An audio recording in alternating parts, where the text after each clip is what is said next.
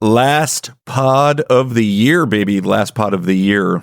Sure is. Sure is. And what a year it's been. Or has it? We'll find out.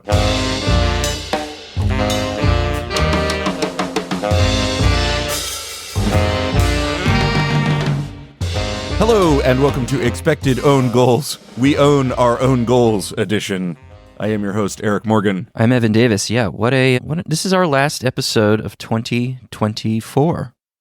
Our first full 12-month calendar year as a show. That's crazy. Yeah. That's right. And how much we've grown. And how much we've grown. And how many mistakes we've made along the way. It's so true. But on January 1st, 2024, we had never done a full season preview for the NWSL. We didn't have a Patreon yet. We had not partnered with American Soccer Analysis. Correct. We didn't have a Discord. This is a big year for us. We didn't have a Blue Sky. We did have a Blue Sky. We didn't use it. Barely. Yeah, this has been quite a cool year, I think, for us. I agree. I went back and listened to all of our preseason previews and some other of our old backlog episodes, and while there are plenty of mistakes, there's plenty to be proud about. But also, I just think, my we've grown. I'd like to think that next season we'll make fewer mistakes, but I just know that's not possible. But before we get to the theme of this episode, which is the best own goals of 2024, got two big deals to talk about.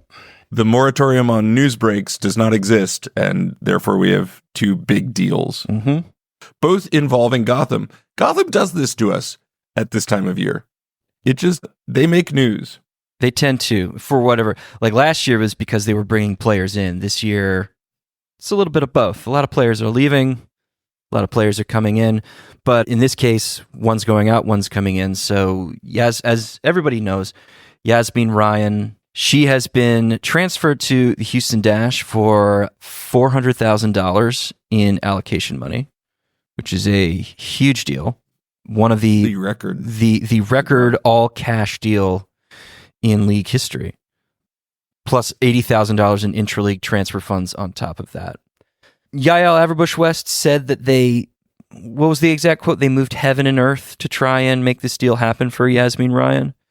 Something like that, burning the candle at both ends, diligently apply, it was that language. In other words, Yasmeen Ryan wanted to move, and they had to do a lot of work to make sure that they were getting an appropriate package back. It seems, if we're reading between, it seems like she wanted to specifically move to Houston, which is interesting. Delaney Sheehan obviously just signed there a few weeks ago. So this is a large chunk of money now that they are going to need to spend, and may have just spent some of it in signing Gabby Portillo. This is a move that it feels like strategically, Gotham really went and got as much as possible in return. Well, I mean, given her age, given the fact that she had 2 years plus a club option, and given the fact that she's, good, then they should not have accepted anything less than a price like this. Maybe they were able to drive the price up higher than it ultimately could have settled on, but Yasmeen Ryan should not be cheap. And I think, correct me if I'm wrong, but I think a lot of allocation money went back the other way when she moved to Gotham initially a couple of years ago, if I'm not mistaken. Yeah, it was significantly less than this, but yes, sure. There was. I think that this is a pretty surprising amount of money, but also Houston got a really good attacker. And in Delaney Sheehan and Yasmeen Ryan, they have taken two substantial pieces away from Gotham and two really productive players on a team that was sorely lacking that last season. I mean, for nothing else, despite the fact that they don't have a head coach, their GM doesn't officially get installed until Wednesday, January 1st. They are splashing a lot of cash around. That is right. Which is, I think, great. Houston all of a sudden I mean, are they sniffing a playoff place for 2025? Maybe not. But now, I mean, they're certainly a much more interesting team now than they were a month ago, 2 months ago. Yeah, I think it's one of the things I learned from re-listening to all of our previews from last season. Maybe we should be a little more reserved in whether or not we think a team can make the playoffs or not. No, I still think Houston is not a playoff team, despite the addition of Delaney Sheehan and Yasmin Ryan. But they've added two really productive pieces to the team, and whatever coach they end up hiring will have really flexible, interesting attacking tools at his disposal now. Well, I think also that the real like long-term victory for Houston here is that they got younger. Like both of these players are going into their age 26 seasons, and this is a team that often rolled out a central midfield comprised of pieces like Yuki Nagasato, Ellen Rubinson, and Sophie Schmidt, none of whom were under 35. Maybe Rubinson, I can't remember, but none were under 30, and none who played like they were under 35. Yes, that's right. That's right. So you suddenly think about a right wing comprised of Michelle Alozia and Yasmin Ryan in some combination, and Delaney Sheehan partnering as an 8 with, I mean, whoever they decide, whether it's Sarah Puntigam or Schmidt again. There's a lot more flexibility in this team. There's a lot more versatility of skill set. It's just money. They weren't spending to the cap. They spent maybe more on salary last year than people would think, given how bad they were. But they're not among the league's big spenders. So if all they're losing is money to upgrade their roster and get their roster younger, then it's a victory.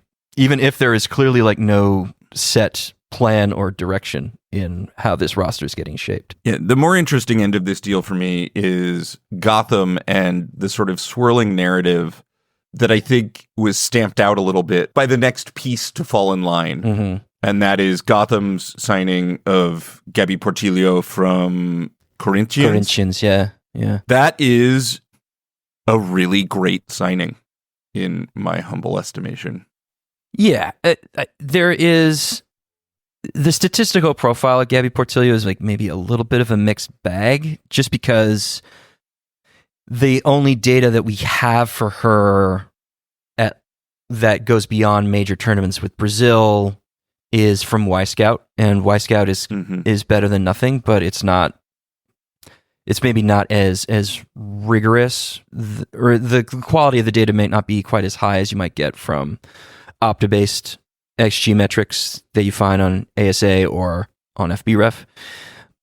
And the data that we do have suggests that maybe she wasn't the biggest contributor, at least in terms of like creating her own shot. I think Y-Scout pegs her for about 0.11 XG per 96 or per 90 with Corinthians across the Brasileirão and the Libertadores. Not great, but she's a right winger, and she produced more than 0.2 XA per 90, which is great. And if you're looking for a 1v1 artist who knows how to provide service into the center of the box, then you could do worse than Gabby Portillo. And then most significantly is that she absolutely balled the fuck out at the Olympics with Brazil. Yeah. At the highest level, she was an absolutely crucial figure for the Brazilian women's national team. A team that won a silver medal. Yeah, a team that won a silver medal. 0.52 non-penalty XG per 96 at the Olympics across 504 minutes. Yeah, and in the process beat a number of really good teams. They beat Spain. She finished, if you set the minutes threshold to 200 minutes, she comes in third in the entire tournament in net G plus per 96 for the Olympics. Like she was outstanding for Brazil. Arguably Brazil's best player throughout those 6 games.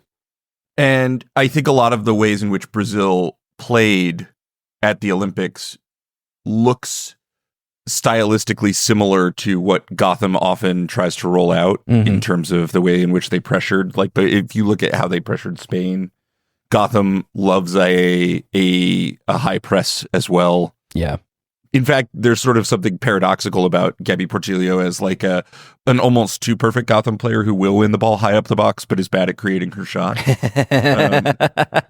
It's a good shout. I think that there is something to that. That said, if you're going to go and lose a Yasmin Ryan, go and have Gabby Portillo waiting in the wings to announce. Yeah. And I think the other thing that sort of makes this deal really interesting to me is Gabby Portillo is almost exactly the same age as Rose Lavelle, Emily Sonnet. She's a little bit like she sort of fits in the core of that team's win now window. She's going into her age 29 season for next year. Yeah. And turns 30 in mid-July.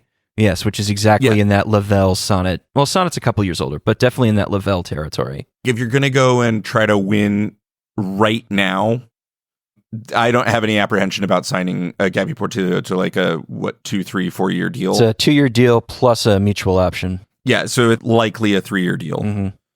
Yeah, that strikes me as the ideal piece to sort of bring in at this point. Yeah, what we don't know is just how much of that $400K in allocation money that came from Houston went to paying the transfer fee, or if it's going to some salary buy down so they don't get cap hit, or if they're using other sources of funds to pay for the transfer to bring Portillo over. We don't have any information on that, so we still don't really have a sense of like how much each of these deals ultimately affects Gotham's bottom line for 2025. For sure. But at the very least, you go out and you get Portillo and you're getting $400K back from another deal. To basically swap one player for another at the same position is pretty good business, especially if one of those players didn't want to be at Gotham anymore. The thing that I'm really interested in is, what does this mean for Midge Purce? Because Portillo is a right winger. Midge Purce, Gotham reported that Midge Purce is in active negotiations with the club to re-sign, but we don't know what that means. She's still a free agent. She's still free to negotiate with other clubs. Given the fact that they just replaced Midge Purce with a player who plays her position, is exactly her age, and at least based on like the small sample of the Olympics, might not be a drop-off in terms of talent quality. Does this potentially mean that Purce is moving on from Gotham?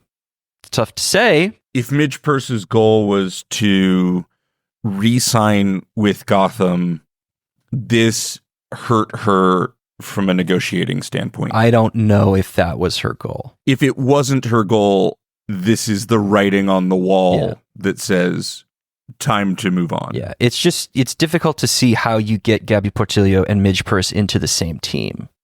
Yeah, Midge Purce, who is coming back from a very serious knee injury, and is a player who has dealt with injuries throughout her career, is entering the phase of her career where you sort of start wondering, are we looking at diminishing returns against your injury history? So she's not a slam dunk for me for Gotham to re-sign to begin with.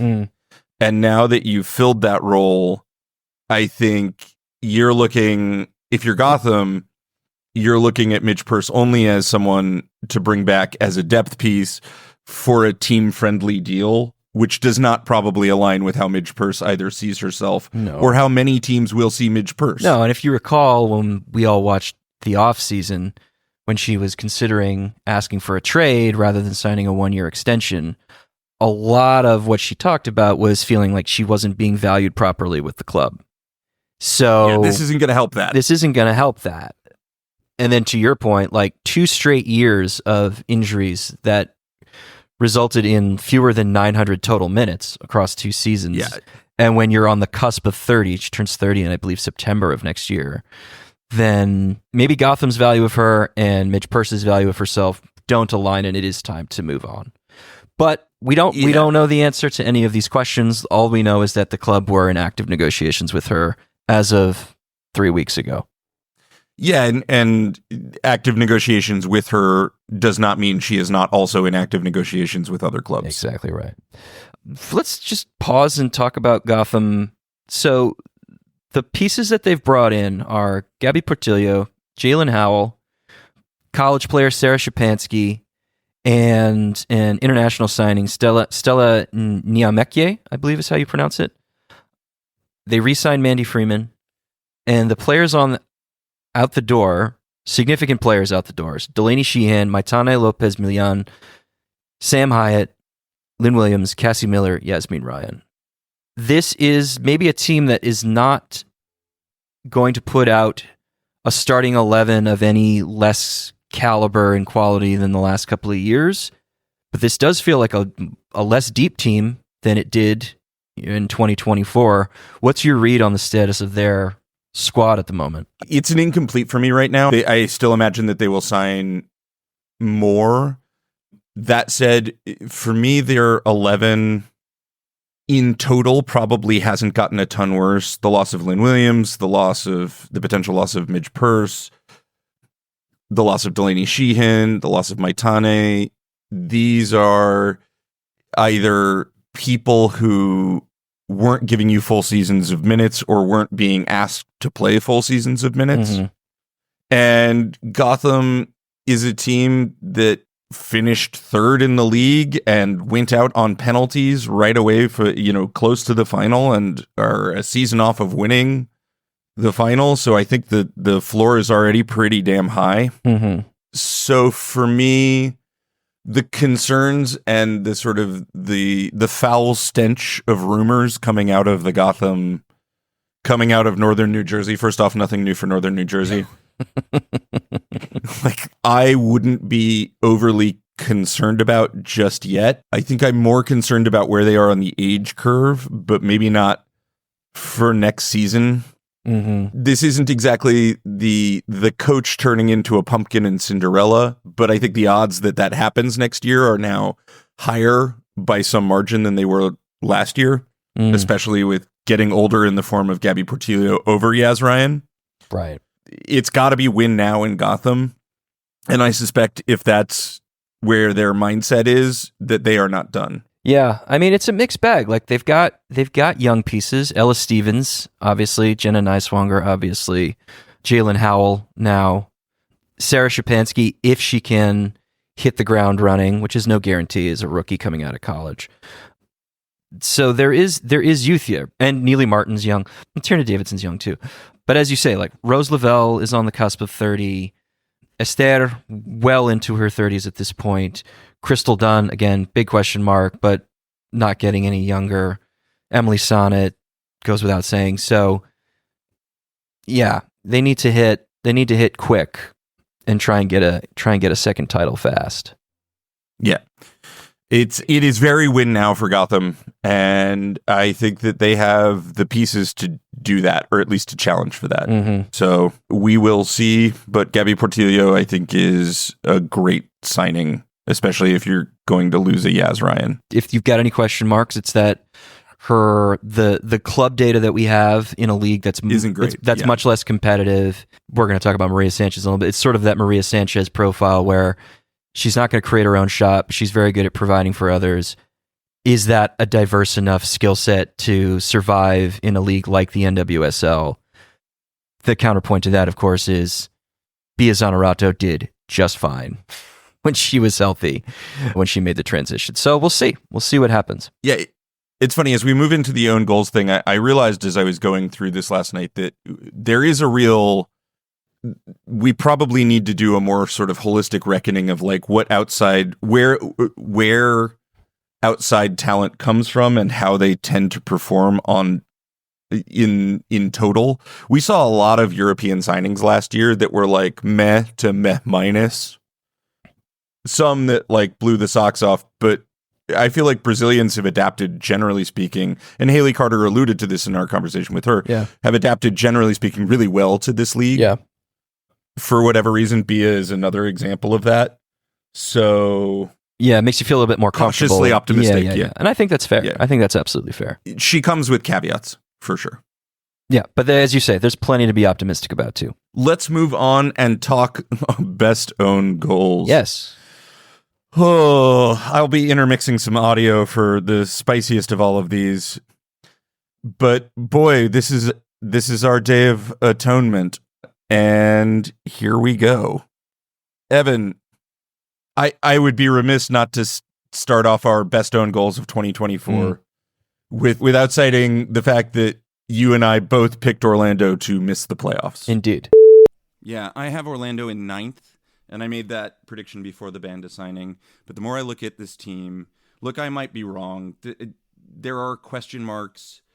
The one team that I'm sort of higher on, Louisville, it has the same number of question marks. It should be caveated that we picked them to miss the playoffs. We had locked in our rankings of these teams before the announcement of Barbara Banda, but as I went back and listened to our preview of Orlando, neither of us thought Banda moved the needle enough to get them even to a home field, to a home game. Mm-hmm. So, yeah. I mean, own goal. Yeah, I mean, it's an own goal in the fact that they indeed won the Shield and won the title, and Barbara Banda had the second best season in NWSL history, most likely.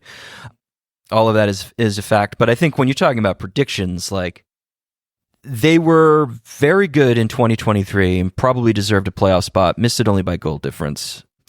But going into 2024, I don't think, based on the information that the public could get, they could have access to, I don't think it was a sure thing that they were going to have the season that they had in 2024. No, I think our failure was more of imagination than it was of like looking at data. Well, maybe, but also like what value is that in predictions? No, totally. But also I think we should own that we hadn't noticed with great enough intention.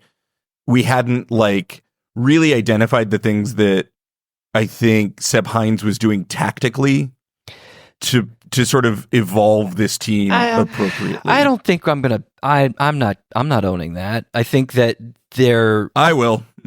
Okay, fine, but I don't think you should own it either. Like, I think that just because he had a lot of coaches have good tactical plans that didn't win the title last year. Like there is a certain amount of information that we have access to as people in the public, with the amount of soccer that we've watched and the way that we watch games, to tell us various things that don't actually have a very high level of predictive value. And I charge anyone else either listening to this podcast or who does this kind of work, who are not team side, to tell me that they did a better job in making predictions like this. You know? Yeah, I mean, I feel good about the fact that we got 5 out of 8 playoff teams. I feel good about the fact that the Orlando miss is caveated with like Barbara Banda got signed right as we were recording and releasing these things. And also, I think I even said like this is just an incredibly high variance team. Like, and it was like maybe I didn't say this on the episode, but certainly in the preview that I wrote, I was like, this team could waltz into the playoffs and get a home game, or they could miss the playoffs altogether. Based on what we have in late February, early March 2024 to go on, all of those options are in play. They definitely went out and executed a 90th percentile season. Yeah. And are well positioned with the signing of Grace Chanda to like not really skip a beat next year either. If there are people out there who predicted a Shield and a title for Orlando, and that wasn't just like blind dumb luck, like if you could do this again and predict another team's success or failure, please give us a call and we will end this podcast tomorrow. You know, or if you're not working for a team, you should get a team to hire you because you're a genius. Yeah, I'll double down on that and say if you're not an Orlando Pride fan and you made that selection, yeah, even more impressive. If you're a Pride fan, the purple tinted glasses were working well. I think what we should own, or at least, you know, what this can help color this ownage, is that we are, especially for teams like Orlando who are very invested in scouting and analytics, like we're behind on teams in terms of what you can for sure, what you can comfortably predict about a player's or a team's skill level and success level. Because I think it is fair to say that Seb Hines and Haley Carter and the people who work for them knew more than we did. You know? To say the least, yes. And executed on their vision of what this team could be with the long-range planning that had been done. If you haven't listened to it, highly recommend you go back and listen to our interview with Haley Carter. maybe my favorite episode that we've ever done. But if you want to hear about a team that sort of has an organizational roadmap set out and a plan of action, stuff that I think was less clear to us going into last season, listen to that episode and understand that there are only a handful of teams that are doing what Orlando is doing. And you would be wise to bet in their favor and not against them. Yeah, and I think that it's also important to underline that every team talks big about their plans, about their organizational setups, and talk big about their, their mentality, their chemistry, the locker room stuff, the intangibles. Everybody has a narrative about how good they are at those things, and not all of those teams win titles. And a lot of times people use confirmation bias to say that, oh, well, they won, therefore it was because of X, Y, or Z. And I don't want to say that Carter is wrong in her assessment of her own organization, but it is one data point, and it was relayed to us 48 hours before they won a title, and a week and several weeks after they had won a Shield. And she doesn't suggest that like even winning that title game is validation of their project. The project is proving itself valuable on its own. Yeah, and I think that's the thing that makes me sit up and pay attention and want to listen to what Carter has to say and give validity to the project that she and Hines have put in place, is that she said the wins and losses don't matter. It's the as you say, it's the process, it's the project, it's how we build every single day. That is the thing that tells me that maybe there's less confirmation bias going on, and maybe there's something stickier in how they have put that team together and how they run that team. And I think for myself, and why we'll sort of put a bow on this, why I think I'll own the own goal on this, is that I actually think that should I have been watching slightly closer, there was evidence to suggest that they were doing things that, especially toward the end of last season, or the season 2023, they were sort of putting the pieces together and figuring out how to build this incredibly dynamic roster with a lot of depth and a lot of coverage and a system that was dynamic enough to be defensively solid and was in dire need of a Barbara Banda type, and then they went and got a Barbara Banda type. And if you recall, in one of those episodes toward the end of the season, when we were like, who's going to be the sixth place playoff team, I was like, I think it might be Orlando, and you laughed at me. Well, I did laugh at you because we had just seen them cede 2.1 or 2.2 XG to Angel City. Yeah. So there was that. But I probably did laugh at you, and that was wrong, and I'm sorry. All right, moving on. Evan, you want to own something? Yeah, I think I said at one point toward the end of Amy Rodriguez's tenure at Utah that there was no way that they were ever going to win another game, and that was wrong. I don't know. This feels like 15 points is their ceiling to me. When we came back from the Olympics, you saw them having like maybe 3 points available to them for the rest of the season. You didn't think they'd win another game. Yeah, I mean, I don't think I didn't know what Jimmy Kuhnratz was going to be like as a coach. Nobody did. Yeah. And incidentally, second youngest coach ever in NWSL history, and the youngest coach since Mark Parsons took over the Washington Spirit back in 2013. Anyway, I think the bigger part of the thing that I have to own is like I was not convinced that Claudia Zarnoza and Chloe Lacasse were going to have that 10-game run that they ended up having. Sure. And they both were excellent across those 10 games. Yeah, and improved many of the other components of Utah. And I think we slept a little bit on Mandy Hott, maybe just a little bit. I don't know. I mean, I was pretty high on Mandy Hott before that. I think we even said at one point, it's like Kate Del Fava and Mandy Hott are the only things that are keeping this team afloat. Yeah. Preseason, we had slept a little bit on Mandy Hott. Yeah, fair enough. Early in the season, we were on that, and I feel good about that. My own goal tethered to this is that I thought Amy Rodriguez would get an entire season and had a really long leash. She proved me wrong. But the futility of those. But the reason you had that feeling is because it certainly seemed from the outside that she was the one pulling more strings than Kelly Cousins was. And that felt to us like she had the ear of David Blitzer and Ryan Smith more than Cousins did. So when it was Rodriguez that got fired and Cousins who seemed to get more power to run the roster the way she wanted, that was a genuine surprise.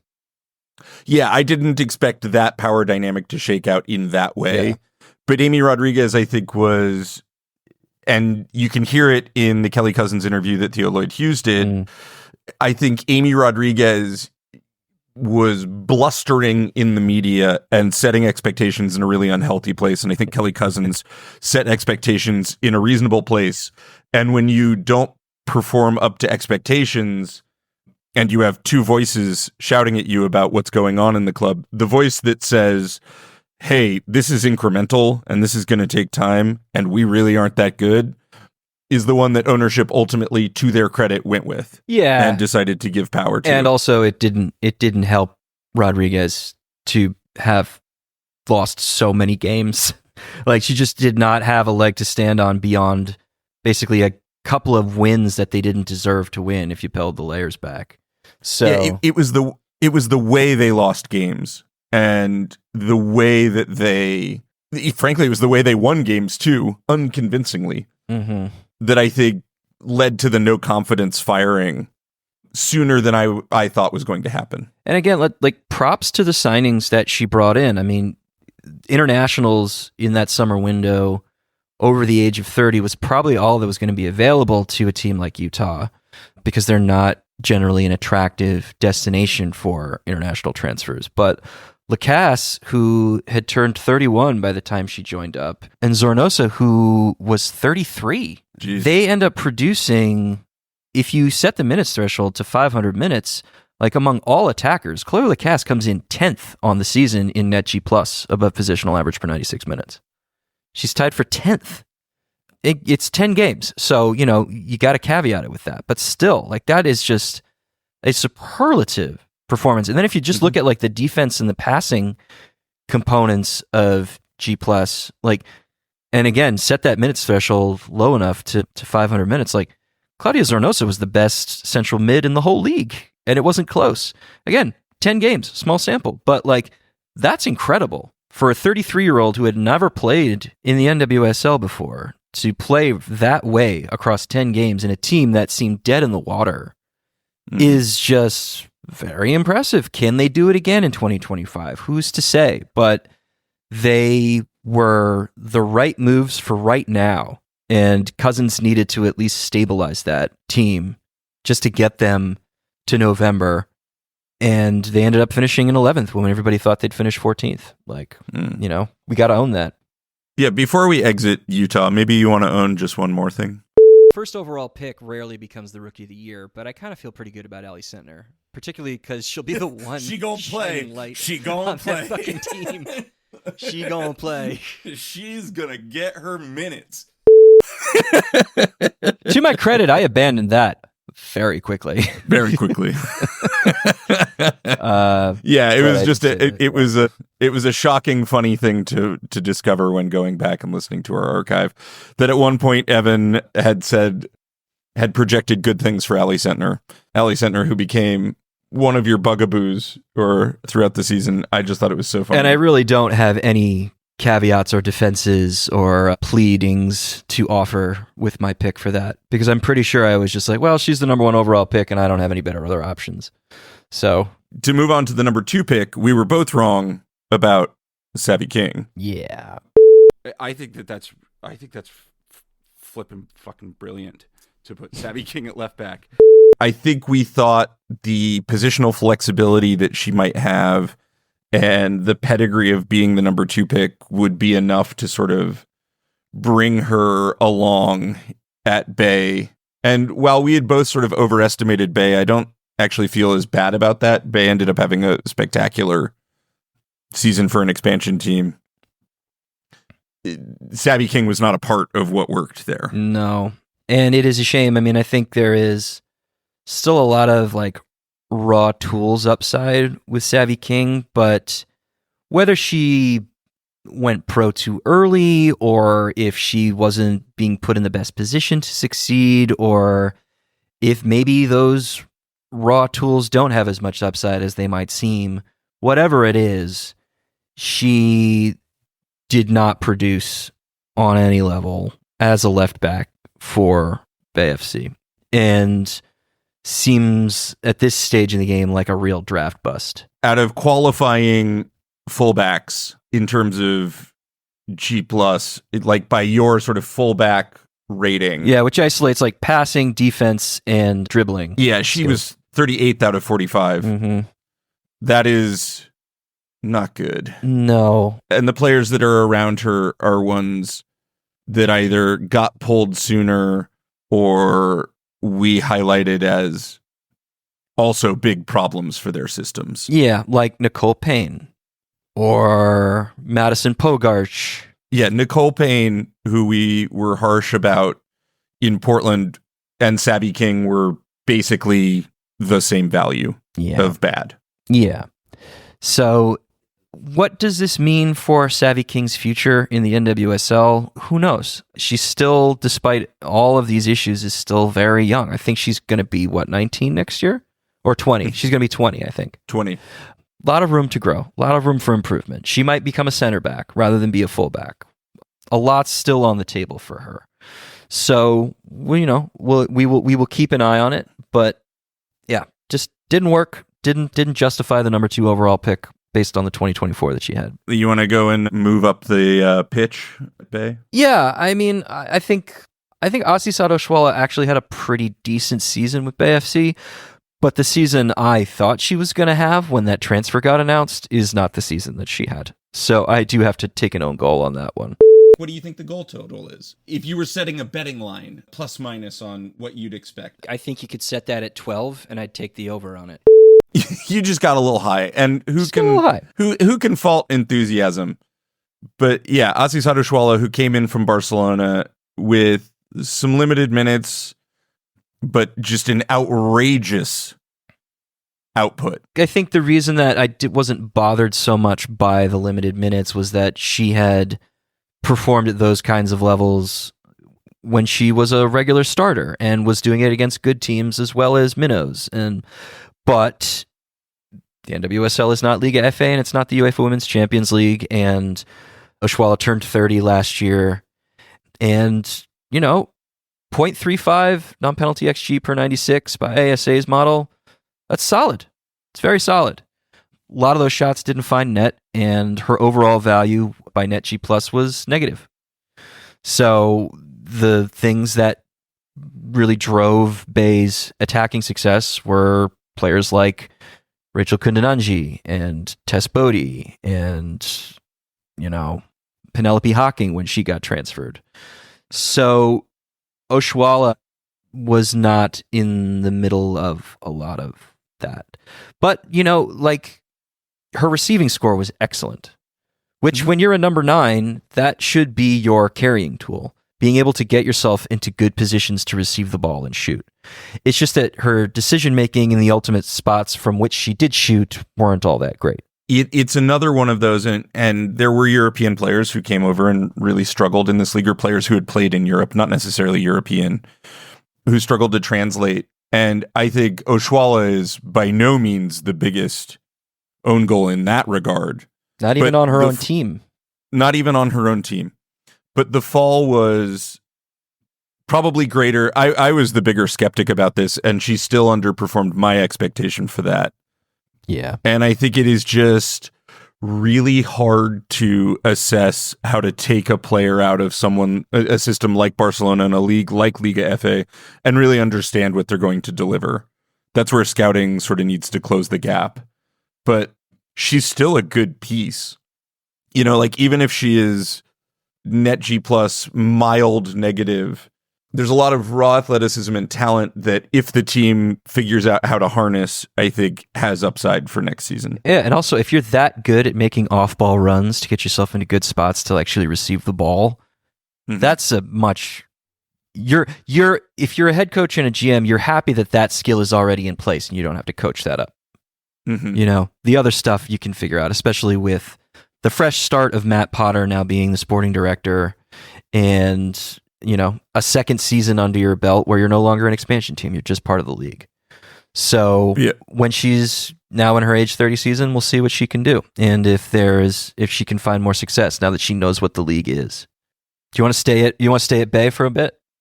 No, because these are not own goals. Neither of us were like, we had things to say about Dana Castellanos that were not necessarily like so excited. We were excited, not so excited. I think we should move on and talk the Crystal Dunn own goal before we get to own goals that other teams made. Yeah, this was a season to forget for Crystal Dunn. It was a shocking season against what she had very consistently put up in the league. And I think like we have to take the own goal because this was the result. Like she had a bad year, she didn't play a lot, not always because of injury reasons. But was there a lot to tell us that was a possibility when she signed with Gotham? I don't know if there was. No, I think you have to look at off the field stuff. It's reading between the lines on stuff that really doesn't have anything to do with on the field product. Mm-hmm. And that like the relationship between off the field issues and on the field performance is not always tethered. And it was the on the field performance stuff with Crystal Dunn that was shocking. I think she found herself in a system that we probably could have been slightly more skeptical about her role in and did not take to it. She was sort of oil and water with Juan Carlos Amoros's style. Yeah, I think also you just have to recognize like the worst season she had in her NWSL career since 2016 by NetG Plus per 96. She posted a .13 NetG Plus above positional average per 96, and that was in 2016. And that is still excellent. Like, she's always been excellent. And when you talk about, like, how does she fit in the system, like, the Crystal Dunn positional question is always a champagne problem. At least it's always been a champagne problem, no matter what the team, no matter what the head coach, no matter whether she's playing for the U.S. or she's playing at club level. That's always a problem that you'll want to have when you have a player that good who can do that many different things that we didn't consider. And given her level of work rate, given her level of graft, it actually made a lot of sense that she would work with Juan Carlos Amoros. Mm-hmm. But she really didn't. At all. Yeah. Like she posted a negative .05 NetG Plus above positional average per 96. That shocking for her. I mean, it's just scandalous. Like that is a 20-point drop from her average. An average which made her one of the like 10 or 15 best players in the league history, you know, over the course of several seasons. Like it just doesn't make any sense. If there was maybe an injury that she just didn't want reported and was trying to play through, that might make some sense. If there's more, I mean, the excused absence at the end of the season is still unexplained. We don't know what that was about, so we shouldn't speculate on it. But something was not right. We just don't know what it was. And I don't know if we can really pinpoint a single cause to it, but we obviously have to take the own goal, but like everybody has to take the own goal. Well, Yael Averbuch has to take the own goal. Juan Carlos Amoros has to take the own goal. Crystal Dunn has to take the own goal on that. You know, like there's just no reason for us to think that she would have had the season she had in 2024. There are two more playoff teams that we have yet to discuss. One, Chicago, we owe no own goals. That team was rancid, and we picked them to be rancid, and they just overperformed like crazy. Overperformed and played like flat track bullies in those overperformances. So yeah. Yeah, I when re-listening, I thought we nailed Chicago. I thought we were on point. They just happened to squeak in and then get demolished by Orlando in round one of the playoffs. The one that we missed on, and this was a bigger just whiff, was Kansas City. And Kansas City we've talked about it before. It's funny that the first mention of Temwa Chawinga on this podcast, Evan gets wrong. He knows how to pronounce her name, but it was just a statement of how much we didn't know about her. Yeah. And like what she was possible, like what was possible from her. Mm-hmm. But in re-listening to our previews, we also underestimated the reimagining of Vanessa DiBernardo. I think that is, like Chawinga, again, if you knew that Chawinga was going to have the season that she was going to have, I hope a team is talking to you about benefits and salary structure. If you nailed Claire Hutton, then you're a scout or you're paid really close attention to her at youth national team level, and I tip my cap. We were not observant of those things. So we didn't know what Claire Hutton was going to be. It is really Debinha and DiBernardo having the seasons that they had. Like Debinha, at least you have a track record, but she's getting older. So like, how is that going to continue? Especially after she gets injured on opening day. It's Bia and it's Chwinga. We just didn't know. And Bia, maybe you say like, well, she's showing up for Brazil, so maybe you give her a little bit more confidence. But Chwinga, it's just like, I don't know, man. I wish we had more video to watch to have had a more informed opinion about it. Because when you have that big of a question mark around a player who's probably going to be a central part of your attack, or at least be coming off the bench regularly, and we didn't know how she was going to fit in those roles, it was really hard to say if Kansas City was going to be as good as they were. But it's really DiBernardo that we probably should have been more observant of, because it's not like she's never had in possession qualities before. Like she's one of the more all-rounded deep lying playmakers the league has ever seen. But we just didn't think that you could make her like an out and out number 10 or a box crashing 8 in the way that Andonovski made her. Yeah, and I think the next thing to sort of mention is just sleeping on Vlatko. Yeah. Vlatko, who had been a very good club coach, who had a rocky spell, some of it unfortunate with the U.S. women's national team. I think it was hard to imagine him getting his groove back the way he got his groove back. If I remember, and frankly, though, if I remember though, like when that hiring was announced, I'm pretty sure we said like, we think this is going to go better than the U.S. run was going to go, because some coaches are just better in a club environment, and it seems like he's probably one of those guys. But even saying that still underestimates that on paper they were probably the best team in the league last year.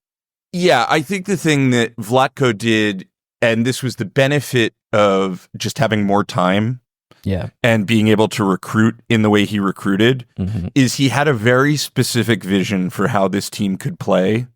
And from day one, from that opening slugfest with Portland, it was abundantly clear how this team was going to press and then use rest defense and then sort of exploit all of the best. He really got the most out of the talent on hand that one could really ask for out of that roster. Yeah, and it's no accident that he also is not just the head coach of the team, he's the sporting director of the team, which means he oversees all aspects of the development of soccer with the squad, which means like, I've got a style of play, I've got a tactical vision, this is what it's going to be, and then it's the GM's job to go find the players that fit that vision. Totally. And I think that in this instance, in this season, he did a remarkable job. Yeah, I agree. Of assembling the talent he needed to play to play to the vision he had for the team. Yeah. We underestimated that without question. For sure. Before we get to our placement points announcement, I'll say that I just, Evan, who had been so high on Louisville in 2023 and put 5 of Louisville's players in his best 11 when we drafted them, I said, I just like the pieces in our preview of Louisville, and I still like the pieces. They just didn't come together. Bad year. And yeah, and that's fine. But Louisville, I had picked to make the playoffs. They did not make the playoffs. Yeah. We had put together a sort of preseason standings, and they were slightly different. They were actually really remarkably, we were pretty in alignment about this stuff. But it turned out when we did our little end of year standings that we ended up tied on how off we were. Yeah, and by what we mean is we basically assigned each other 1 point for every placement in the table we were off for a team. So like if a team finished 4th, but we predicted them to finish 8th, that's 4 placement points. Mm-hmm. So then you add, and also if we predicted somebody to finish 7th, but they finished 2nd, that's 5 placement points as well. So the direction doesn't matter. It's just the gap between prediction and final spot. So obviously the fewer placement points you have, the better you did. Mm-hmm. So how many placement points did you have at the end of the day? 56, as did you. Yep. We tied exactly right or we are exactly tied on the number of placement points. We just did it in slightly different ways. What was your biggest miss? My biggest miss was Orlando, who I picked to finish 10th, and they obviously finished first. My biggest miss is a combination of Kansas City and Orlando. I had finished them to pick 12th and 9th, respectively, and they finished 4th and 1st. 4th and 1st. Mm-hmm. My best prediction was I picked Louisville to finish 9th, and they indeed finished 9th. That was very good. My best prediction was North Carolina 6, which you also got. They ended up finishing 5th. Yeah, that's right. And our Gotham pick was not bad either. Yeah, we both picked them to win the Shield, and they ended up in 3rd, so not too far off. Yeah. All right, let's go on to own goals that were made outside of this podcast. Oh, other quick hits for our own goals. It is impossible to believe that Seattle doesn't figure out a way to make the playoffs. Theo Lloyd Hughes absolutely revealed the psychological condition of Fran Alonso in our preseason conversation with him, and we should have been aware of that. Anytime the guy is described as playing music at all hours of the night and taught himself graphic design while also being a football manager speaks to an unsustainable lifestyle that we maybe should have been cognizant of. Then credit to Kieran for correctly picking Utah 12th. Well, they technically finished 11th because of the points deduction for Angel City shifted those 2 spots, but yeah. And credit to Ariana for picking North Carolina to finish 5th, exactly where they finished. Mm-hmm. Let's talk. There were some rookies that we mentioned that we probably shouldn't have mentioned so much. We spent a lot of time on Ali Lemos, who was a non-factor for Orlando. Sam Meza at Seattle. Yeah, who's no longer with Seattle, who's on loan at Dallas Trinity. And the last quick hit, and we'll say it very mildly and quietly, Olivia Moultrie, we didn't see having a regressed season, and she maybe mildly regressed in Portland. Very odd, but also that may have a lot to do with just everything else that's going on in Portland. Yeah, exactly. Like when we missed on Portland, I think, we had described there being a fair amount of variance, and it turned out they sort of played to the basement of their potential, and that included Olivia Moultrie just sort of not playing at her best. All right, let's go to own goals made in the league. Yes. I think the worst signing own goal, Dana Castellanos. Yeah. Not a question. I will own. I think I was maybe a little bit higher on her than I should have been when we previewed Bay FC when that signing got made. And I should have, and I think we've talked about this on the show before, like we should have maybe given Gareth Taylor more credence for giving her so few minutes with Manchester City than we did, because she was an absolute mess with Bay FC. And it's not a cheap contract. And that's the thing that's a real problem. Yeah, if she wasn't, that's exactly the problem. It's not that Dana Castellanos couldn't be a productive player somewhere. It's that she wasn't a productive player at all for Bay, and that she's an albatross of a contract. Yeah. And the moment she got benched, they got better. Yeah. And that's, frankly, it's the worst possible thing to happen to you as a player, to realize I'm the problem, it's me. And and it's the worst possible situation for a front office, because you are now saddled with a contract that doesn't seem movable, that is eating up a ton of salary cap space. And if you want to finish higher than 7th next year, you got to go get some more pieces. But where do you find the money to do that? Yeah, you got to do a hell of a sales job convincing someone that she could have an Ashley Sanchez style resurgence in a place like North Carolina. Yeah. Where if you let her cook, let her be the conductor of your team's orchestra, there's a productive future there. Yeah. And as I say that out loud, I can imagine someone seeing that. It's just they'd also have to be kind of data blind, because there's enough data on Castellanos at this point to say flawed player. Jessie Fleming is an interesting case. At the time she was transferred, she was the biggest transfer fee into the NWSL that had been seen up to that point. Obviously came with both Canadian and Chelsea pedigree. And if you look at the primary things that a central midfielder is supposed to be good at or contribute to the team, namely being a good defender and being a good passer. Like, she was net positive on the season. What is very difficult to do as a central midfielder is to generate extreme negative dribbling value. And she did that. She posted a negative 0.04 dribbling G+ above positional average score, which among central mids with at least 500 minutes was the second worst of the season. And you ratchet that minutes threshold up to 1,000, it was just the worst. And the reason it's so hard to generate such negative dribbling value is because the place at which you play means that there are multiple potential outcomes for a dribbling action because you are so far away from both goals that it's very hard to lose much value if you lose the ball, and it's very hard to gain value if you are moving further upfield with the ball.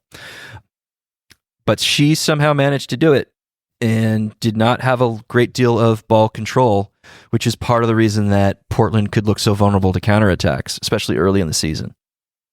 Yeah, I think the sort of translating to the eye test on this one is, I think that Jessie Fleming was unaccustomed to the amount of pressure that was on her the minute the ball got to her.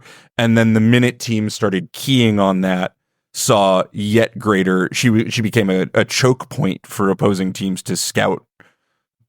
And I think she plays some hero ball occasionally with Canada. I think this league hit her like a ton of bricks, and that was true for a lot of Europeans who made the transition over. The own goal on Portland's front office, just doing this. Nicole Payne had a really rough season as well. Isabelle Obeys, we've talked about this.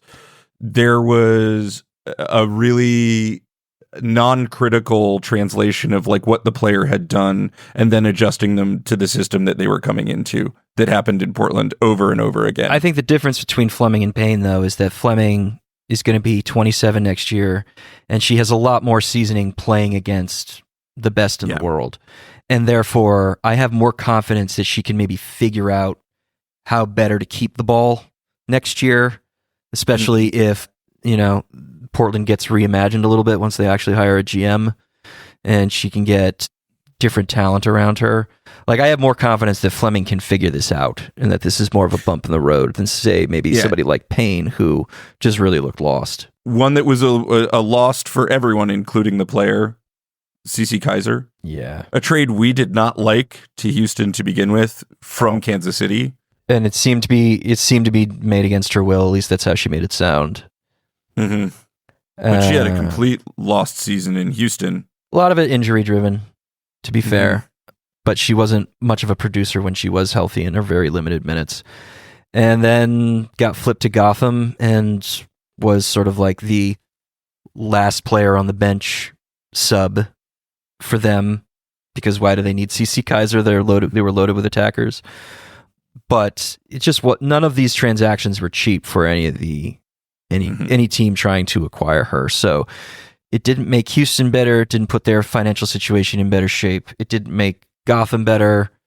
It's a lot of money for Gotham to be carrying now. And, did it make Kansas City better? I don't know if it did that either. I mean, it sort of depends on what you think of Nichelle Prince and how they would have tried to construct a forward line with Cooper, Chewinga, Bia, and Kaiser. How do you find 3 spots for 4 players when that's your combination? So maybe it was an advantage for Kansas City, but Kansas City certainly didn't handle it well. Yeah, that's right. I think the next one where kind of hard to say anybody won this trade, Maria Sanchez was sort of an own goal, both for Houston in giving her a very large contract.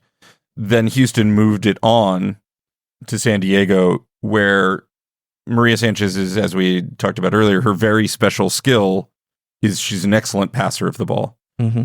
And that has limited mileage when you're talking about somebody who's being asked to score goals. Yeah, I just, I think we've mentioned this. We mentioned this on the show at one point, is like, much in the way that like left-handers and left-footers in other sports and in other areas get higher value simply because they create different problems for defenses or pitchers to solve that they don't see as often as they do with righties, that it helps Maria Sanchez's passing skills play up because she's a true left-footed left winger, and that they care more about that than they do about her inability to create her own shot. Is that correct of front offices to think that way? You know, I don't know. Certainly for the amount of money that Houston signed her for and now that San Diego is carrying with her contract, maybe not. But she's just a very weird player because very few wingers who are as good at passing as she is are as bad at shooting as she is, or shooting from good chances as she is. And that's just very unusual. So ultimately she was a net negative because she was so bad at trying to shoot from good positions. But yeah, she's a weird one. Yeah. Next up, we had what Houston did with that money. At least in part, yeah, which is go out and sign Ramona Bachman, who was Evan quite bad. Yeah, she was. She was tied for 91st out of 99 attackers with at least 500 minutes by net G plus above positional average per 96. It's brutal. She wasn't a good receiver. She was not a good passer. She was not a good shooter. She was a barely above water dribbler, and certainly not enough to even out the deficiencies elsewhere. And she's, 32, 33? It was a stunningly bad move. Yeah. I don't really know what Houston was thinking, but also Houston doesn't seem to do a lot of thinking. So she was 33. She was 33 years old when they signed her. This was one of those moves that... Was it Alex Singer? It's Alex Singer who was the GM. Alex Singer was the GM at the time, but how much of this was Alex Singer's choice is another question. Yeah, this was the Ramona Bachman signing is happening like in the Fuhrer bunker days of Fran Alonso and Alex Singer's time in Houston. Yeah, Maria Sanchez has already demanded a trade, which they then awarded. Yeah, exactly. And like they went and spent the money on Paige Nielsen, who was cheap and good, or cheap and fine, might be a better description. A trade that I think we thought looked pretty good for Houston. It was a real head scratcher for Angel City.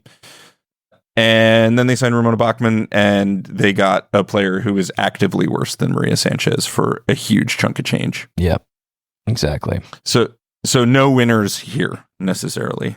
Nope. Anything else you want to cover? Do we want to touch? I mean, we put down Bethany Balcer ? If we consider her a bad move, and for whom? Yeah, I think Bethany Balcer was a fine move for Louisville. Yeah, I think Seattle just had a year of like, what are you doing, bud? And some of that has to do with just the incredibly prolonged ownership takeover. Mm-hmm. But Bethany Balcer being moved along was not the Seattle attacker I think I would have moved along. I agree. And she got to a Louisville team where she tried to help make an impact, get that team into the playoffs, but left a hole in Seattle where like the goal scoring, where does that goal scoring come from? And we talked about it in our preview with Susie Rance, and it was, I think you had made mention of either this was your take or someone you'd heard's take was like, well, Bethany Balcer doesn't play enough defense. Well, Jordan Huitema doesn't score goals. Yeah. And we saw Bethany Balcer, A, kind of does play defense, and B, Jordan Huitema continued to not score goals. That's right. So for Seattle, it was just like a head-scratching move in a year of really head-scratching moves. I think we should talk about, there were a lot of first-round draft busts last year, but there always are. Given the season's I mean, if you're a fan of Ali Sentnor, having 3 of the top 5 overall picks all be Rookie of the Year candidates is actually a really good hit rate for the draft. Yeah. You know, we need to see more from Hal Hirschfeld in possession, but she's now in the U.S. setup, which is a good sign. We need to see less long range shooting and better decision making from Sentnor, which could happen, especially if she has a full season with better pieces around her. And Croy Bethune has arguably had the best rookie season in NWSL history. Like, for all of that to happen in the top 5 first round picks is like kind of unusual. Yeah, and Savvy King and Brecken Mozingo were both like huge whiffs. Yeah, and maybe that's what in balances it out, because the number 2 pick is hardly ever that bad of a bust. Yeah, and the Mozingo pick, I think everybody thought was overrated at the time, and very much felt like Utah really reaching for a player that was effectively homegrown. But I think beyond the top 5 picks, like, it's still, you don't get a really great hit rate historically from picks 6 to 12 or 6 to 14. So the fact that, like, say, Meza was second round, wasn't she? Or was she first? She was second round. Yeah. But people like Ali Lemos not hitting, or Macy Bell kind of getting traded mid-season as a first-round draft pick. Like, this is not... Raylan Turner getting traded for mid-season. Right. Who is that? That's actually pretty good, you know, at least by her peripherals. Like, shouldn't be dribbling, but yes. Yeah. This is just not... I did not feel like that was, like, super out of the ordinary for the way that the drafts often go. But we'll get no more data points on that going forward. Fair enough. And to close us out, we both picked Spain in the Olympics. We did. And again, not the most unreasonable thing to do. No, I would say it was the safest pick of everything that we made here. Yeah. And it went busto. It went busto, and like they did not play super unluckily throughout the tournament. Like, they did not deserve a gold medal and didn't get it or anything. So no, and the truest own goal here is both on us, but also on Spain for being terrible losers. Just like, yeah, they do not like to lose. Yeah, disgracefully rude and graceless in their losing. Yeah, which is something that those players, specifically the ones who play for Barcelona, they can sometimes do as well at the club level. Yeah, they don't like it when teams play ugly against them. But yes, it's not gentlemanly. It's not ladylike. As it's bad people behavior. Mm-hmm. As we move forward, I think we will make many own goals in the coming year, and I hope that we can handle them with some grace. But we will always be accountable to the mistakes that we have made on this podcast. If there is something that you feel we have missed, please let us know, and we will mention it in future episodes. But until then, Evan, you want to take us out? Yeah. Thanks for making it such a great year, guys. We feel like I've done this gratitude speech many times over the last couple of months, but we mean it every time. Like, you guys make the show run. You guys make us better at what we do, and every single dollar you are willing to spend on a Patreon subscription, trust me, it makes a difference, both in our own lives and also in what we are able to do with the show. So Absolutely. We really, really do appreciate it. And if you're not already a Patreon subscriber, consider becoming one. You have until January 1st to get a 30% discount on an annual membership. So if you're listening to this on the 31st or the 1st, cash that in, baby. Otherwise, $6 a month will get you 4 bonus episodes every single month, access to our Discord, access to our in-game live streams that we do on YouTube. And yeah. We've got a lot of fun stuff coming up in the new year. Yeah, 2025 is going to be an even better year than 2024. We know that. So yeah, keep listening. Keep listening for. We're going to do a live episode. We're going to get back to doing live streams when the season starts. We're going to do season preview week again whenever the schedule is announced, which is going to be a lot of fun. More guests are coming. It's going to be great. So thank you for sticking with us. We hope that you will stick with us again into 2025. We are off next week. We are not doing an episode on main feed next week. We will be on Patreon next week, however. We're taking a little January break. Taking a mini break. We extended our content probably past the point where we thought we would for 2024, but that's okay. But we do need a slight January rest. So if you are a Patreon subscriber, we will talk to you there very soon. And otherwise, we will speak to you on main feed around the time that the European seasons start firing up again. So we will speak to you guys then. Bye. Thank you. Bye.